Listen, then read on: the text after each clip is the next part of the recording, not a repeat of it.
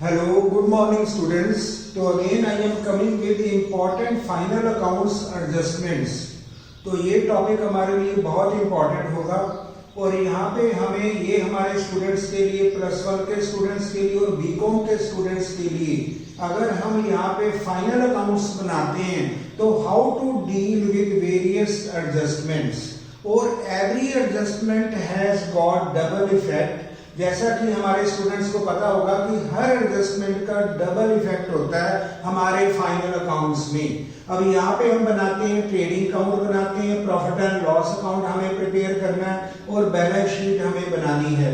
तो I have taken various adjustments and I have dealt them in various accounts. मैंने यहाँ पे ये शो किया हम उसको कैसे ट्रीट करेंगे, कैसे उनका डबल इफेक्ट हम शो करेंगे। सबसे पहले हमने एडजस्टमेंट्स को किया, पहला टॉपिक होगा important final accounts adjustments and their treatment, और उसके बाद हमारे पास होगा हिडन एडजस्टमेंट। उसके बाद हम देखेंगे कई बार हमारे सम में हिडन एडजस्टमेंट भी होती हैं, उनका भी डबल इफेक्ट होता है जो हमारे स्टूडेंट्स को क्लियर नहीं होता। तो ये टॉपिक हमारे +1 के स्टूडेंट्स के लिए जो 11th क्लास में होते हैं और जो हमारे बीकॉम के स्टूडेंट्स हैं उनके लिए, या सीए जो हमारे प्रोफेशनल कोर्सेज के स्टूडेंट्स हैं उनके लिए ये टॉपिक बड़ा बेनिफिशियल हो सकता है। अब यहाँ पे सबसे पहले मैंने एडजस्टमेंट ली है।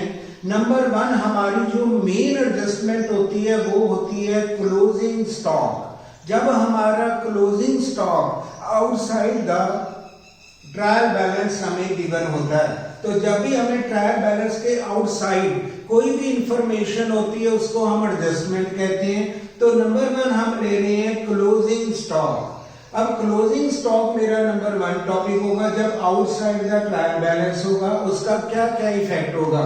नंबर 1 हमने बनाया ट्रेडिंग अकाउंट, तो क्लोजिंग स्टॉक को हम ट्रेडिंग अकाउंट के क्रेडिट साइड में हम लिखेंगे और ये पोस्टिंग करेंगे बाय क्लोजिंग स्टॉक। उसके बाद जो सेकंड इफेक्ट होगा वो होगा बैलेंस शीट एसेट साइड। तो क्लोजिंग स्टॉक के डबल इफेक्ट होते हैं, एक तो ट्रेडिंग अकाउंट की क्रेडिट साइड में अपीयर होगा, एक होगा balance sheet asset side. Number 2 जो मैंने एडजस्टमेंट ली है वो ली है आउटस्टैंडिंग एक्सपेंसेस। अब आउटस्टैंडिंग एक्सपेंसेस को कई बार हम कहते हैं अनपेड भी लिखा जाता है, हमारे सामने कई बार ड्यू भी लिखा जाता है। तो मैं ये क्लियर करना चाहता हूं, अगर हमारे सामने ड्यू लिखा है और अनपेड लिखा है या आउटस्टैंडिंग लिखा है, it means that is the same meaning. अब आउटस्टैंडिंग वेजेस, पहले मैंने पोर्शन लिया वेजेस का। अगर हमें ये एडजस्टमेंट मिलती है तो हमारा ट्रेडिंग अकाउंट में हम जो वेजेस गिवन होगी, ट्रायल बैलेंस में वेजेस गिवन होगी, उसमें हम डेबिट साइड में हम वेजेस में ऐड करेंगे। तो ट्रेडिंग अकाउंट में डेबिट साइड में होगा एडिंग टू वेजेस। तो अगर आउटस्टैंडिंग वेजेस होती हैं तो हम ट्रायल बैलेंस में जो भी वेजेस गिवन होगी उसको ट्रेडिंग अकाउंट में पहले पुट करेंगे, उसमें आउटस्टैंडिंग वेजेस को ऐड बैक कर देंगे। तो यहाँ पे लिखेंगे add outstanding wages in trading account. Second effect होगा जो हमारी आउटस्टैंडिंग वेजेस हैं, जो हमारी इंफॉर्मेशन में वेजेस हैं जिनको हम अनपेड कहते हैं, ड्यू वेजेस कहते हैं, सेकेंड इफेक्ट होगा उनका लायबिलिटीज में वो अपीयर होंगी। तो डबल इफेक्ट है, एक बार ट्रेडिंग अकाउंट में ऐड बैक होती हैं आउटस्टैंडिंग, एक बार लायबिलिटीज में जाती हैं क्योंकि ये वेजेस को हमने पे नहीं किया। इसका मतलब जो भी वेजेस हमारी ड्यू हैं, अनपेड है, आउटस्टैंडिंग है, उनका सेकेंड इफेक्ट होता है लायबिलिटी साइड। नंबर 3 मैंने एडजस्टमेंट ली है जो होती है आउटस्टैंडिंग रेंट और सैलरी। या तो हमें गिवन होगा आउटस्टैंडिंग रेंट और या हमें गिवन होगा आउटस्टैंडिंग इंश्योरेंस प्रीमियम भी गिवन हो सकता है, आउटस्टैंडिंग सैलरी। ये पोर्शन मैंने लिया जब हमारा treatment profit and loss account में होना होगा। पहले हमने वेजेस किया था, वेजेस हमारी ट्रेडिंग अकाउंट में ऐड होती हैं। अगर हमारे पास गिवन होता है rent due, outstanding rent, rent unpaid और अनपेड सैलरी, तो इनका इफेक्ट होगा प्रॉफिट एंड लॉस अकाउंट में। अब हमारा जो इसका इफेक्ट होगा, अब हम प्रॉफिट एंड लॉस अकाउंट में आएंगे, वहां पे गिवन होगा रेंट। तो जो भी रेंट गिवन होगा या सैलरीज गिवन होगी उसमें हम आउटस्टैंडिंग को ऐड करते हैं। तो ये हमें माइंड में रखना होता है। जो भी हमारी अनपेड है, एक्सपेंसेस हैं, अनपेड का मतलब है हमने पुराने एक्सपेंसेस में उनको और ऐड करना है, हमने एडजस्टमेंट में और एक्सपेंसेस को जोड़ना है। तो यहाँ पे हम ऐड करते हैं। अगर हमारा आउटस्टैंडिंग रेंट होगा तो इसका effect profit and loss account में होगा, जो हम अपने P&L में ऐड करेंगे, रेंट में या सैलरीज में ऐड करेंगे जैसे हमें एडजस्टमेंट में गिवन है। और इसका सेकंड इफेक्ट होगा बैलेंस शीट लायबिलिटी साइड। तो जब भी हमारी आउटस्टैंडिंग होती हैं, ड्यू होती हैं, अनपेड होती हैं, उनको हम लायबिलिटीज मानते हैं, करंट लायबिलिटी मानते हैं, तो ये लायबिलिटी साइड में आएगा। तो नंबर 4 मैंने पोर्शन लिया प्रीपेड वेजेस। अब प्रीपेड वेजेस को हम कहते हैं पेड इन एडवांस। ये एडवांस पेड है या प्रीपेड है, इनके लिए क्या इफेक्ट होगा। अब यहाँ जहाँ वेजेस का नेम आएगा तो वहां पे हम ट्रेडिंग अकाउंट में आएंगे। अब ट्रेडिंग अकाउंट में डेबिट साइड में अगर मुझे ट्रायल बैलेंस में वेजेस गिवन होगी, पहले हम वहां पे पुट करेंगे डेबिट साइड में 2 वेजेस। अब जो प्रीपेड होंगी वो हम यहाँ से डिडक्ट करेंगे। तो इसका बिल्कुल रिवर्स ट्रीटमेंट होगा आउटस्टैंडिंग वेजेस से। तो अनपेड वेजेस या आउटस्टैंडिंग वेजेस का रिवर्स होता है, जिसको हम कहते हैं प्रीपेड वेजेस और वेजेस पेड इन एडवांस। तो अगर हमने पेड इन एडवांस कर दी है तो पहले डेबिट साइड में हम 2 वेजेस लिखेंगे और यहां से हम डिडक्ट करेंगे प्रीपेड वेजेस। तो ये हमारा पहला इफेक्ट होगा जो हमारा ट्रेडिंग अकाउंट में जाएगा।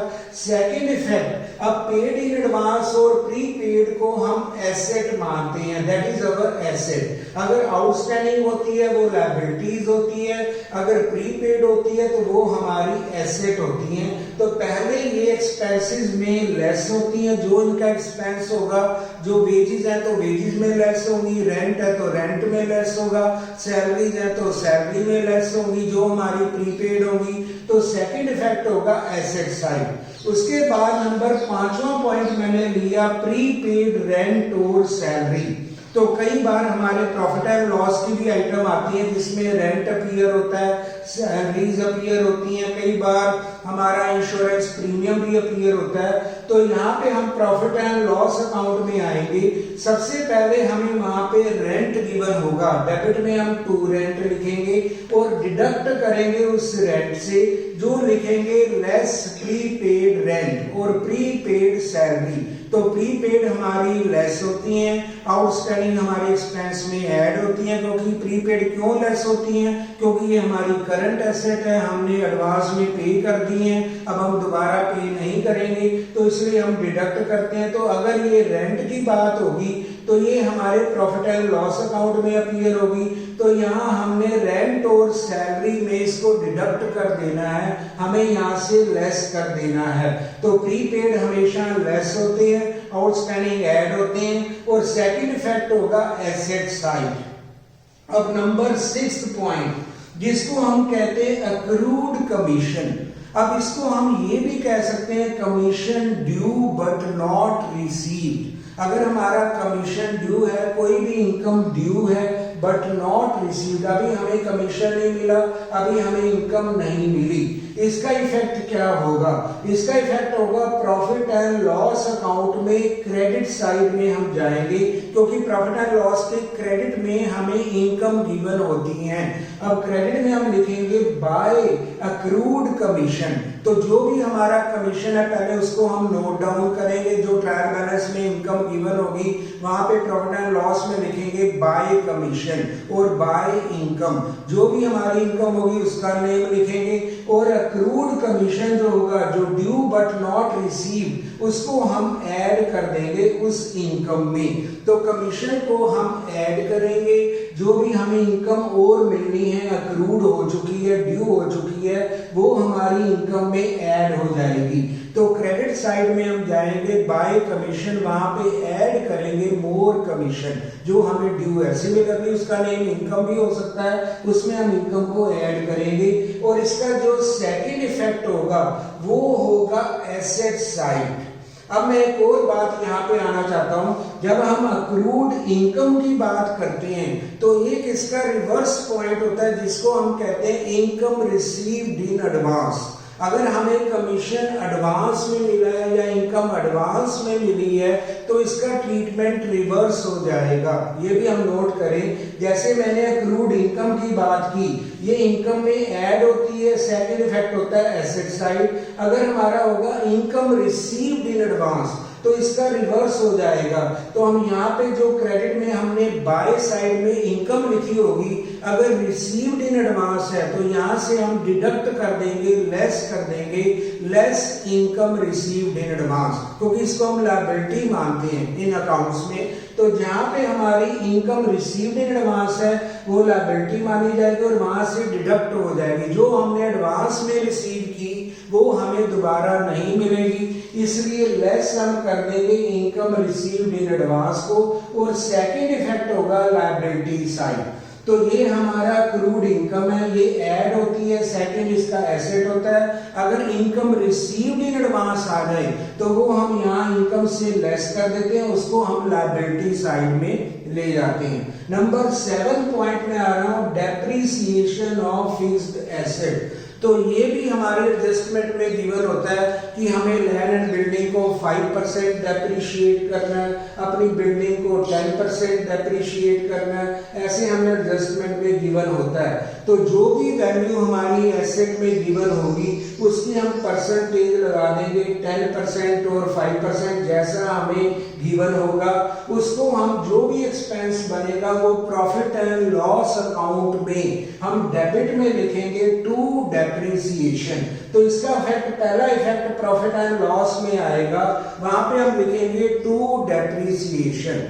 और सेकंड इफेक्ट होगा जो हमारी एसेट में हम जाएंगे बैलेंस शीट में और जो भी फिक्स्ड एसेट के ऊपर डेप्रिसिएशन लगी होगी उसको हम लेस करेंगे, डिडक्ट करेंगे, क्योंकि ये डेप्रिसिएशन हमारी लग चुकी है, वो वैल्यू हमारी डिक्लाइन हो चुकी है उस पर्टिकुलर एसेट की। तो डेप्रिसिएशन का डबल होता है, एक बार प्रॉफिट एंड लॉस अकाउंट में डेबिट में, एक बार एसेट में हम उसको डिडक्ट कर देते हैं, लेस कर देते हैं। उसके बाद नंबर 8 पॉइंट में आ रहा हूं जिसको हम कहते हैं गुड्स लॉस्ट बाय फायर और थेफ्ट। ये बड़ी इंपॉर्टेंट एडजस्टमेंट है हमारे स्टूडेंट के लिए। कई बार हमारे बिजनेस में लॉस हो जाता है बाय फायर और थेफ्ट, इसका ट्रीटमेंट हम क्या करेंगे? तो सबसे पहला पॉइंट है, इसका इफेक्ट जाएगा ट्रेडिंग अकाउंट में। सबसे पहले जितनी हमारी टोटल लॉस है बाय फायर और थेफ्ट उसमें हम क्या करेंगे, सबसे पहले टोटल परचेजेस हमें गिवन होगी, पहले लिखेंगे टू परचेजेस, ट्रेडिंग अकाउंट में आता है to purchases less return outward. तो रिटर्न भी होती है, मान लो हमने वो भी लेस कर दिया।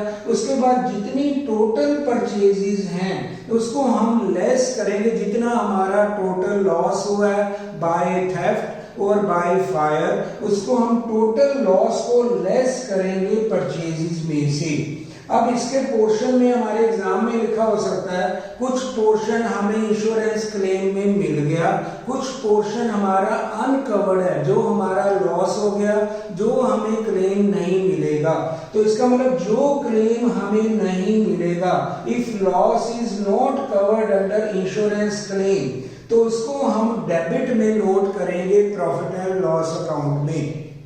जो क्लेम हमारा इंश्योरेंस में कवर नहीं हुआ उसको डेबिट साइड में लिखा जाएगा प्रॉफिट एंड लॉस अकाउंट में, वहां पे लिखेंगे टू लॉस बाय फायर, जो क्लेम हमारा कवर नहीं हुआ। और जो क्लेम हमारा कवर हो गया, अगर उसके टू पार्ट्स गिवन है, क्लेम हमारा जो कवर हो गया उसको हम एसेट में नोट करेंगे और ये लिखेंगे insurance claim in asset side of loss covered under claim. तो जो हमारा क्लेम कवर होगा वो एसेट में आएगा, जो कवर नहीं होगा वो प्रॉफिट एंड लॉस डेबिट में आएगा, और टोटल लॉस को हम परचेज में से लेस करेंगे। तो ये ट्रीटमेंट होगा गुड्स लॉस्ट बाय फायर भी हो सकता है और थेफ्ट भी हो सकता है। उसके बाद में आ रहा हूँ 9th एडजस्टमेंट, जो हमारे स्टूडेंट के लिए बहुत फेमस रहती है, बहुत परेशानी भी बन जाती है कि कैसे इसको हम ट्रीट करेंगे। तो 9th होगा इंटरेस्ट ऑन कैपिटल। तो कई बार हमें कैपिटल के ऊपर एडजस्टमेंट गिवन होती है कि हमें 5% प्रोवाइड करना है इंटरेस्ट ऑन कैपिटल, तब हम क्या करेंगे, तो इंटरेस्ट ऑन कैपिटल को हम एक्सपेंडिचर मानते हैं, तो ये जाएगा प्रॉफिट एंड लॉस अकाउंट में, वहां पे हम शो करेंगे एज एक्सपेंस, डेबिट साइड में लिखेंगे टू इंटरेस्ट ऑन कैपिटल। तो कैपिटल के ऊपर हमने कैलकुलेशन कर ली, वहां पे हम लिखेंगे टू इंटरेस्ट ऑन कैपिटल। और इसका जो सेकंड इफेक्ट होगा वो कैपिटल में हम ऐड करेंगे इंटरेस्ट ऑन कैपिटल को, और उसको हम लायबिलिटीज में नोट करेंगे। तो सेकंड इफेक्ट हमारा लायबिलिटीज में होगा, ये कैपिटल में इंटरेस्ट ऐड होगा। इसका पहला जो पॉइंट है वो जाएगा प्रॉफिट एंड लॉस अकाउंट में to interest on capital. Double effect हम शो करेंगे क्योंकि ये एक्सपेंस माना जाता है, तो इसको हम कहते हैं इंटरेस्ट ऑन कैपिटल। उसके बाद 10th आइटम आ रही है हमारी इंटरेस्ट ऑन ड्राइंग। अब इंटरेस्ट ऑन ड्राइंग को हम बिजनेस के लिए इनकम कहते हैं। इसका पहला इफेक्ट होगा, हम शो करेंगे प्रॉफिट एंड लॉस अकाउंट में बाय साइड में हम लिखेंगे बाय इंटरेस्ट ऑन ड्राइंग, क्योंकि ये बिजनेस के लिए इनकम है। अब सेकंड इफेक्ट क्या होगा, ये ड्राइंग में इंटरेस्ट ऐड हो जाएगा और टोटल कैपिटल से लेस हो जाएगा। तो यहाँ पे हम ड्राइंग में पहले इंटरेस्ट को ऐड करेंगे, फिर कैपिटल में हम लेस करेंगे, तो टोटल एडजस्टेड कैपिटल हम लायबिलिटी में शो करते हैं। तो ड्राइंग में इंटरेस्ट को ऐड करेंगे लायबिलिटी साइड में, फिर टोटल में लेस करेंगे, लेकिन पहले इसको हम इनकम मानेंगे। तो नंबर 11 पॉइंट में मैं आ रहा हूं फर्दर बैड डेट्स, जिनको हम कहते हैं additional bad debts. Bad debts का मतलब ये होता है कि हमारा लॉस हो जाता है, जो हमारे कस्टमर हमें मनी वापस नहीं करते, रिटर्न नहीं करते, उनको हम बैड डेट्स कहते हैं। डेटर में इसका ट्रीटमेंट होता है। तो इसका पहला इफेक्ट है, तो सबसे पहले हमें प्रॉफिट एंड लॉस अकाउंट में इसकी फर्दर बैड डेट्स की हमें एडजस्टमेंट करनी है। तो वहां पे होती है टू बैड डेट्स। पहले हम लिखेंगे टू बैड डेट्स गिवन होगा, उसमें हम ऐड करेंगे एडिशनल बैड डेट अगर गिवन है इन एडजस्टमेंट में, यानी ये एक्सपेंस हमारा बैड डेट्स का बढ़ जाएगा।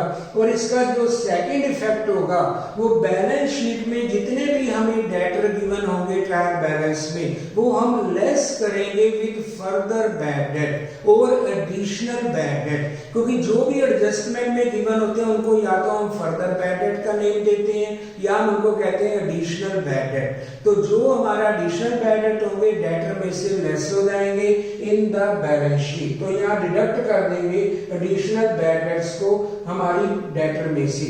उसके बाद 12th आइटम मैंने लिया new provision for doubtful debt. कई बार हमें कहा जाता है कि हमने 5% प्रोविजन बनाना है डाउटफुल डेट में, तो इसका सेम पॉइंट होगा। पहले इसका इफेक्ट बनेगा profit and loss account debit side में। क्या करेंगे, अब प्रोविजन बनाने से पहले हमें क्या करना होगा, पहले डेटर हमें ट्रायल बैलेंस में लेने होंगे, पहले हम लेस करेंगे वहां से फर्दर बैड डेट। अगर कोई एडिशनल बैड डेट है एडजस्टमेंट में, पहले हम वो लेस करेंगे।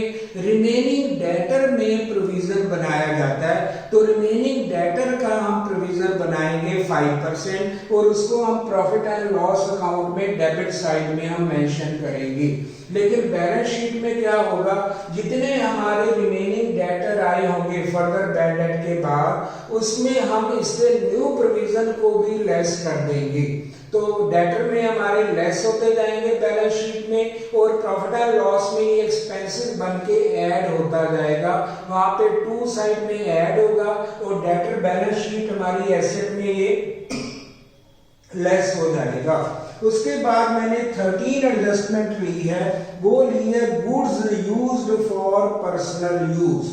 तो ये बड़ी इंपॉर्टेंट है, जब बिजनेस में हमने गुड्स को यूज किया पर्सनल यूज के लिए, तो पर्सनल यूज को हम ड्राइंग मानते हैं। तो इसका पहला इफेक्ट होगा ट्रेडिंग काउंट में हम टोटल परचेज में से less goods used as drawing. तो जो हमने ड्राइंग में यूज किए हैं, पर्सनल यूज में जो गुड्स लिए हैं, वो हम लेस करेंगे परचेज में से। तो तो पहला इफेक्ट है ट्रेडिंग अकाउंट में हम लेस करेंगे परचेज में से जो हमारी पर्सनल यूज की गुड्स हैं। सेकंड इफेक्ट होगा कि हम ड्राइंग में पहले ऐड कर देंगे, उसके बाद कैपिटल में टोटल ड्राइंग को हम लेस कर देते हैं लायबिलिटी साइड में। तो इसका पहला इफेक्ट है कि हम परचेज में से लेस करते हैं पर्सनल के लिए ट्रेडिंग अकाउंट में, सेकंड में ये ड्राइंग में ऐड हो जाएंगी।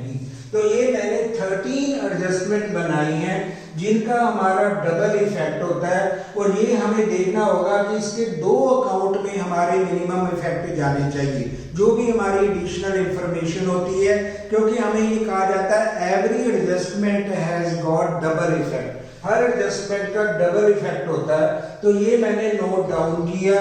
अब मैं यहाँ पे आ रहा हूं, अगर हमारे ट्रायल बैलेंस में ये आइटम अगर गिवन है, ये अगर एडजस्टमेंट तब मानी जाती है अगर ये आउटसाइड द ट्रायल बैलेंस है। अगर मान लो ट्रायल बैलेंस में हमें क्लोजिंग स्टॉक गिवन है, तो ये मैंने यहाँ पे कॉलम बनाया, अगर closing stock given in TB और ट्रायल बैलेंस, तब हम क्या करेंगे, अगर क्लोजिंग स्टॉक हमारा ट्रायल बैलेंस में है तब इसको ओनली एसेट साइड में शो करना, इसका सिंगल इफेक्ट होगा, क्योंकि ट्रायल बैलेंस में जो भी आइटम है उसका सिंगल इफेक्ट है, जो हमारी एडिशनल इंफॉर्मेशन में उसका डबल इफेक्ट होगा। तो इसको हम कहते हैं only asset of closing stock. अगर यहाँ पे हमें गिवन है आउटस्टैंडिंग वेजेस, ये हमें गिवन है ओनली इन ट्रायल बैलेंस, तो इसका सिंगल इफेक्ट होगा, ओनली लायबिलिटी में हम शो करेंगे। आउटस्टैंडिंग रेंट अगर हमें ट्रायल बैलेंस में गिवन है तो ये जाएगा ओनली लायबिलिटीज में। उसके बाद प्रीपेड वेजेस अगर ओनली हमारे ट्रायल बैलेंस में गिवन है तो ये जाएगा ओनली एसेट में। प्रीपेड रेंट और सैलरी अगर ये ओनली ट्रायल बैलेंस में गिवन है तो ये बनेगा ओनली एसेट। अक्रूड इनकम अगर ये हमें ट्रायल बैलेंस में गिवन है तो ये बनेगा ओनली एसेट। डेप्रिसिएशन अगर हमें ट्रायल बैलेंस में गिवन है ये जाएगा only profit and loss account debit side. तो ये मैंने थोड़ा सा क्लियर कर दिया। हर एडजस्टमेंट का डबल इफेक्ट है, अगर टीबी में आता है तो उनका सिंगल इफेक्ट होता है, ट्रायल बैलेंस में सिंगल है। अब मैं आ रहा हूं हिडन एडजस्टमेंट्स। अब हमारे सम में हिडन एडजस्टमेंट भी होती हैं जिनका सेम डबल इफेक्ट होता है, लेकिन हमारे स्टूडेंट्स को क्लियर नहीं होता कि ये एडजस्टमेंट है कि नहीं है, हम इसको इग्नोर कर देते हैं लेकिन हमारा आंसर रॉन्ग हो जाता है। तो अब हम देखना चाहते हैं हिडन एडजस्टमेंट। तो मैंने एग्जांपल लिया, मान लो हमें ट्रायल बैलेंस में लोन गिवन है। अब लोन कई बार गिवन भी होता है, हमने किसी को लोन दिया या हमने लोन लिया। अगर डेबिट साइड में हमें लोन्स गिवन हैं तो इसको हम एसेट मानते हैं। अगर क्रेडिट साइड में हमें ट्रायल बैलेंस में लोन्स गिवन है तो इसको हम लायबिलिटी मानते हैं। तो मैंने एग्जांपल लिया 6%। 6% का मतलब है हमारी जो एसेट पे लोन का इंटरेस्ट होगा वो 6% है। तो 6% का मतलब है जो लायबिलिटी हमने क्रेडिट में ली है उस पे इंटरेस्ट हमें 6% पे करना है। यहाँ पे हमें 6% इनकम है। अब इसका इफेक्ट मैं बता रहा हूँ, अगर हम प्रॉफिट एंड लॉस अकाउंट में जाते हैं और लोन हमने दिया हुआ है, हमारी एसेट है, तो इसका मतलब इसका जो 6% इंटरेस्ट होगा ये हम प्रॉफिट एंड लॉस अकाउंट में क्रेडिट में मेंशन करेंगे बाय इंटरेस्ट ऑन लोन। अगर लोन हमारा डेबिट होता है तो वो एसेट होती है और एसेट के ऊपर इंटरेस्ट हमेशा इनकम मानी जाती है। तो अगर एसेट के ऊपर हमारा इंटरेस्ट मिल रहा है तो इसको हम इनकम साइड में शो करेंगे बाय इंटरेस्ट ऑन लोन। इसका सेकंड इफेक्ट होगा बैलेंस शीट, एसेट में हम इंटरेस्ट को ऐड कर देंगे, डबल इफेक्ट, क्योंकि ये हमारी हिडन एडजस्टमेंट है। ये outside the trial balance given नहीं होंगी, ये ट्रायल बैलेंस में ही गिवन होगी लेकिन ब्रैकेट में लिखा होगा।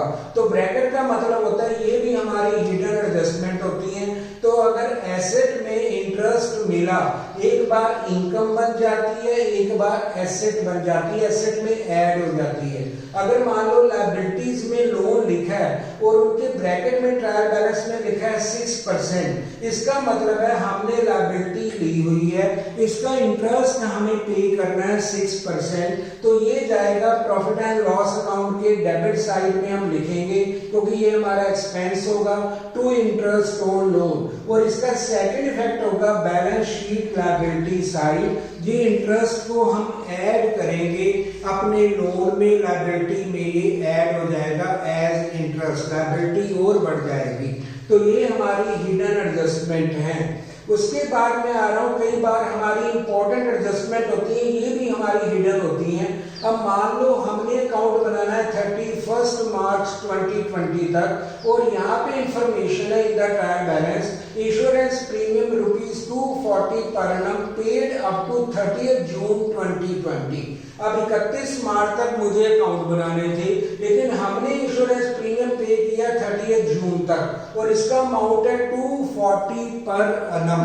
अब मुझे क्या करना होगा, अब इसको हम देखते हैं कि लास्ट डेट ऑफ अकाउंट हमारी 31 मार्च है, और हमने कब तक पे किया 30 जून तक। ये 3 महीने का प्रीपेड हम मानेंगे, क्योंकि हमने एडवांस दे दिया, हमने एडवांस 30 जून तक दिया, लेकिन अकाउंट मेरे क्लोज हो रहे हैं 31 मार्च तक। इसका मतलब 3 महीने का जो प्रीपेड होगा उसको हम एसेट मानते हैं, ये भी हमारी हिडन होगी, ये outside the trial balance given नहीं होगी, हमें ट्रायल बैलेंस के अंदर ही गिवन होगा, इसका भी हमें डबल इफेक्ट करना होगा। अब डेबिट साइड में हम लिखेंगे प्रीपेड इंश्योरेंस, अब यहाँ पे लिखेंगे to insurance 240 profit and loss account में लिखेंगे, लेस हम करेंगे प्रीपेड। अब ये 3 महीने का प्रीपेड होगा, 240 इंटू 3 का 60 रुपीज हमारे प्रीपेड माने जाएंगे, और 240 में लेस हो जाएंगे, और नेट आंसर हम प्रॉफिट एंड लॉस में इस एग्जांपल में दिखा सकते हैं 180। अब सिमिलरली जो 60 होंगे वो बैलेंस शीट हम एसेट में नोट डाउन करेंगे, इसको हम कहते हैं प्रीपेड, जो हमने 3 महीने पहले प्रीपे किया, इसका डबल इफेक्ट है हिडन एडजस्टमेंट्स के अंदर। उसके बाद मैंने कोई एग्जांपल लिया, हमारा अकाउंट है 31 मार्च 2020 तक, हमने पे किया था 31 दिसंबर 2019। अब 3 महीने हमने कम पे किए थे, इसका मतलब इसको कहते हैं आउटस्टैंडिंग। तो आउटस्टैंडिंग भी मुझे ऐसे 3 महीने का कैलकुलेट करना पड़ेगा, वो भी हमारा 60 बनेगा, और ये हम ऐड कर देंगे, आउटस्टैंडिंग को हम ऐड करेंगे, और प्रीपेड को हम जैसे लेस करते हैं वहां से लेस हो जाएगा। ये अमाउंट भी मैंने एग्जांपल में 60 बनेगा हमारी इस एग्जांपल में, तो 60 बना दिया। सेकंड इफेक्ट होगा लायबिलिटी साइड में हमारा आउटस्टैंडिंग जाएगा प्रीमियम, ये बनेगा 60। यहाँ प्रीपेड हमारी एसेट होती है, आउटस्टैंडिंग हमारी लायबिलिटी होती है, तो ये हमें हिडन एडजस्टमेंट में भी डबल इफेक्ट देना होता है। तो ये मैंने एग्जांपल बनाया ताकि हमारे स्टूडेंट्स को फाइनल अकाउंट्स क्लियर हो, कैसे हम ट्रीट करेंगे हिडन एडजस्टमेंट का, या हमारी एडिशनल इंफॉर्मेशन की कैसे हम ट्रीटमेंट शो करेंगे, डबल इफेक्ट कैसे बनेंगे, किस अकाउंट में क्या जाएगा। दैट वाज माय एफर्ट, ताकि हमारे स्टूडेंट को क्लियर हो, ये हमारी हिडन होगी, हिडन का भी हमें डबल इफेक्ट देना होगा। तो that is was my illustration. Thank you very much.